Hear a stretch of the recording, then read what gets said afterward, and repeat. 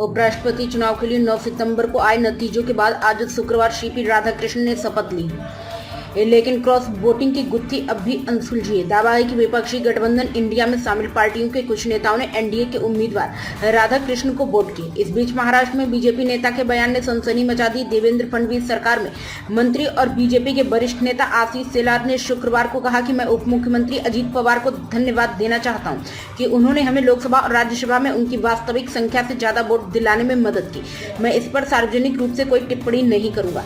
इस बयान के बाद अटकलें लगाई जा रही हैं कि क्या एनसीपी प्रमुख अजीत पवार ने चाचा शरद पवार की पार्टी के सांसदों को वोटिंग के दौरान अपने खेमे में ले आए। इन अटकलों को इसलिए भी हवा मिल रही क्योंकि एनसीपी के राज्यसभा सांसद प्रफुल्ल पटेल ने भी पिछले दिनों क्रॉस वोटिंग का संकेत दिए थे।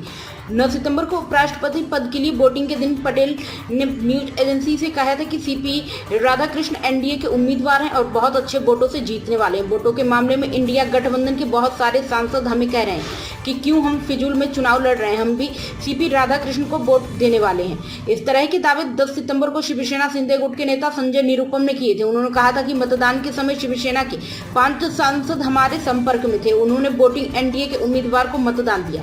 शरद पवार गुट के सांसदों ने एनडीए को मतदान किया। ऐसे में सवाल है कि वो सांसद कौन है। शिवसेना के पास लोकसभा में 9 और राज्यसभा में 2 सदस्य हैं, जबकि शरद पवार की एनसीपी के पास लोकसभा में 10 और राज्यसभा में 2 सदस्य हैं। एनडीए को कम से कम 422 सदस्यों का समर्थन है, लेकिन चुनाव में सीपी राधाकृष्णन को 452 वोट मिले।